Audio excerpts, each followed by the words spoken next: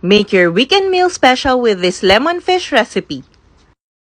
First, cut your fish into small pieces. Then marinate with black pepper, soy sauce, lemon juice, and egg. Let it sit for around 10 minutes while we make the sauce. Next, let's get lemon zest and juice half of a lemon, then set aside. This lemon squeezer is so nice. Na-extract niya talaga lahat ng juice. Next, let's make the sauce by adding 1/4 cup of water, half chicken cube, 4 tablespoons of sugar, and 1.5 tablespoons of soy sauce.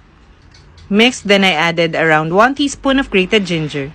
Set aside muna natin yung sauce for later. After natin i-marinate yung fish, let's coat it with a mixture of flour and cornstarch. Make sure lang that the fish is evenly coated. Madali lang siya. I just use utensils para hindi masyadong dumikit sa kamay ko. May halong cornstarch siya para mas crispy pag na-fry. Once done coating all the fish, let's fry it until golden brown and crispy. Madali lang malutang fish kaya this only takes around 3 to 5 minutes para maging golden brown. Set aside and put on a paper towel para ma-absorb yung excess oil. Then pakuluan na natin yung sauce na ginawa natin kanina. Add 1 tablespoon of water until ma-dissolve yung sugar and chicken cube. Then add the lemon juice and lemon zest. Then thicken the sauce with a mixture of cornstarch and water. Once you get your desired thickness of the sauce, you can already mix the fried fish a while ago. Mix until all the fish is evenly coated with the sauce.